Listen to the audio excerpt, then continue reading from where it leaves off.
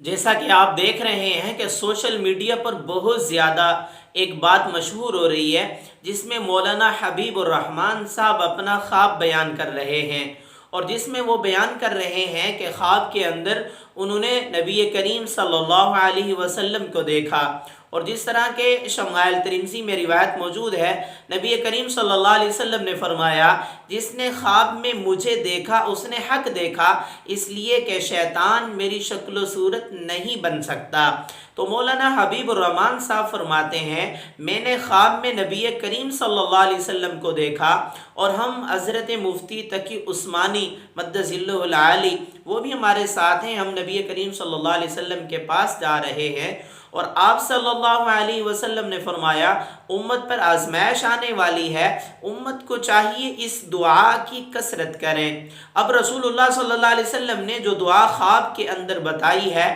وہ دعا یہ ہے، مشکات شریف میں موجود ہے، جلد اول کتاب الصلاۃ، روایت نمبر 856 ہے۔ وہ دعا کے الفاظ یہ ہیں، میں بھی اپنا معمول اس دعا کو بنا لیتا ہوں، آپ بھی اپنا معمول بنا لیجئے، صبح شام اس کی ایک ایک تسبیح تو ضرور پڑھیے۔ وہ دعا کیا ہے، اس کے میں الفاظ پڑھتا ہوں، اللہم اغفر لی ذنبی کلہ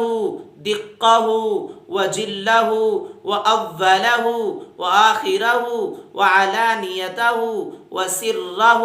یہ الفاظ ہیں، اس حدیث کے اندر بھی یہ دعا موجود ہے، تو اس ویڈیو کو آپ ایسا ایسا سنیے اور ان الفاظ کو اپنے معمول میں لائیے، جیسا کہ شیخ الاسلام مفتی تقی عثمانی مدظ اللہ العالی نے بھی اس طرح کا ایک وائس میسج چھوڑا ہے، جس میں انہوں نے فرمایا ہے کہ میں بھی اس دعا کو اپنا معمول بنا رہا ہوں، اور آپ بھی اپنا معمول بنا لیجئے گا۔